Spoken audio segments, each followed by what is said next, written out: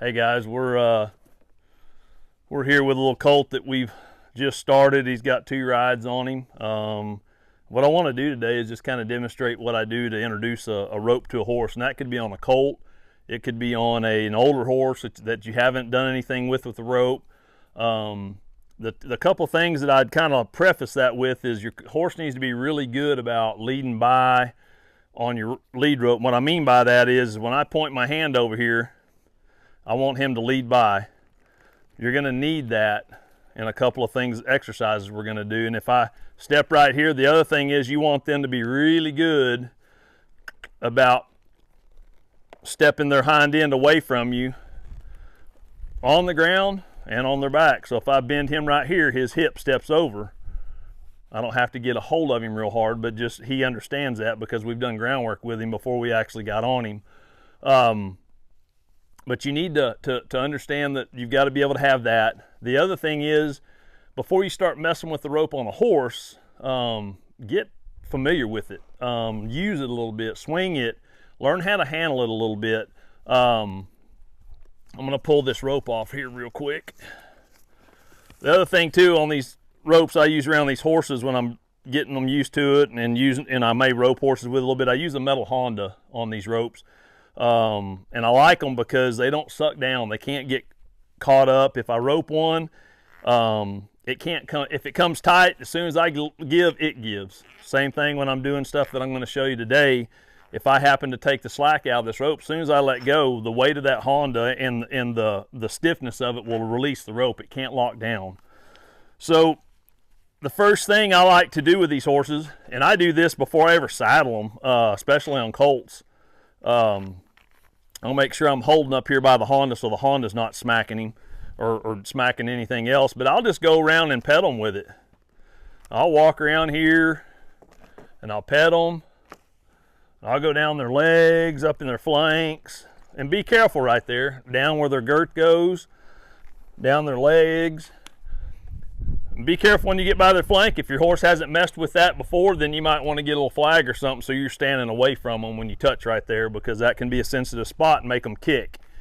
This horse has had enough groundwork and been touched all over enough. He's pretty good about stuff.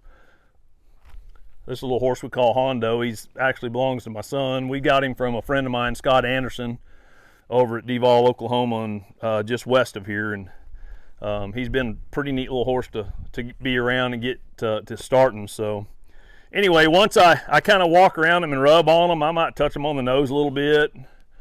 Then I'm going to ask him to step by. And I might use my rope to send him a little bit. I'll kind of bump him on the butt. I'm not going to spank on him. I'm just going to kind of bump him. While he's doing that, I might kind of reach up here and smack this saddle. I'm not going to keep doing it to the point where he gets scared. I'm just going to introduce it to him and quit.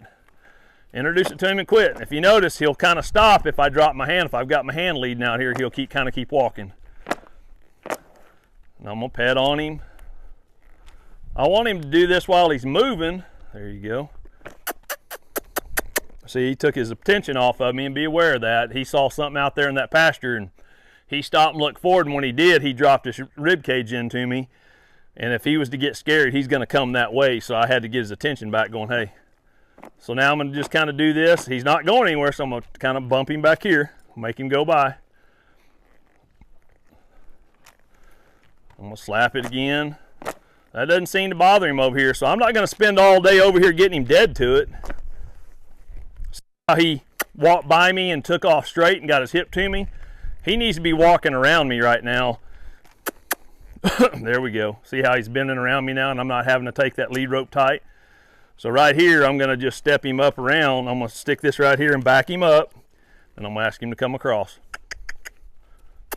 Hey, he's not going, so I'm going to kind of bump him. There we go. I'm going to slap the saddle here too.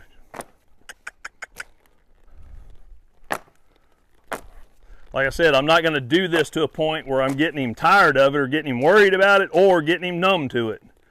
I just want him to know it's there, but whenever we started him, I had a rope on this saddle, and of course he heard it slapping around on the saddle while he was moving around the first time, or the first couple of times. There we go. So that'd be probably the first thing I would do on a horse. And the next thing I'm going to do is I'd take this loop out, and this is where this Honda comes in real good because it's not going to stay tight if I pull it a little snug. But the first thing I'm going to do is kind of reach up here, and I'm not going to do anything. I'm going to have a hold of that Honda, and I'm going to bump him.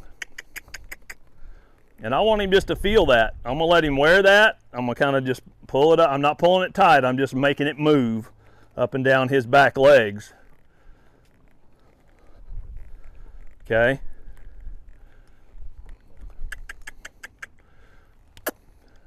Next thing I do, I might kind of flip this under here. Let him step into it. And I might take it, pull that a little shorter, and I just might take it up in his leg. Let him feel that.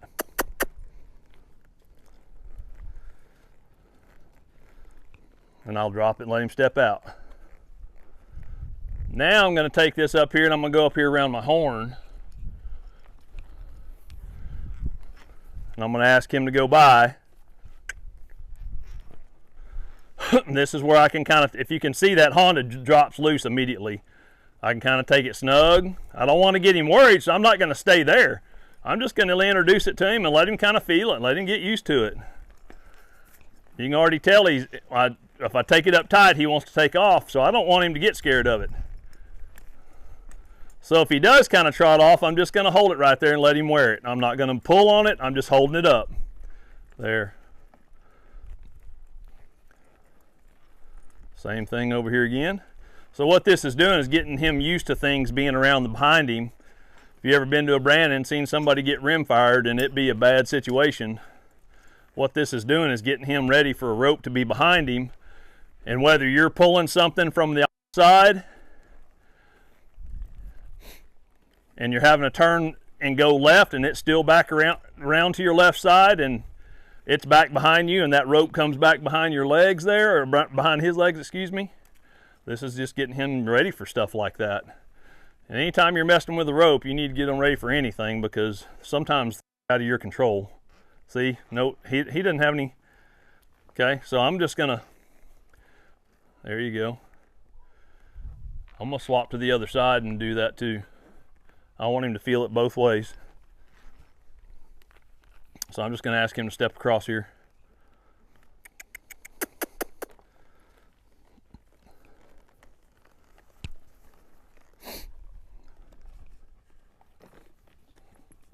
I like working my horses on both sides just for the fact that it makes them even here. So now this is going to be a little new to him. See how he kind of wants to take off? I'm not going to keep it there. I'm just going to introduce it and let it go. Introduce it and let it go. When you got a horse that's worried about something, if you'll just introduce stuff to them and let them go and introduce it and let it go and take it away, here pretty quick they're just like, no, that's no big deal. What people get in a whole lot of trouble with is when they're introducing something to a horse, they overexpose them and they keep coming at them, keep coming at them, keep coming at them to a point that then they don't feel like they can get away. See, if I was just to suck this down and hold it and him be worried about it, it'd turn into a little bit of a fight and a little bit of a wreck. He would all of a sudden feel like he needs to get away, and see, that's not bothering him, so I'm not going to stay here. There you go. And just keep on and keep on and keep on.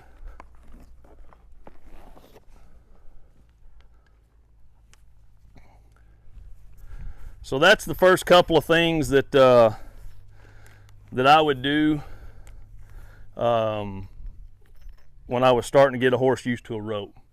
So we'll come back later and show you a few other things. I appreciate it.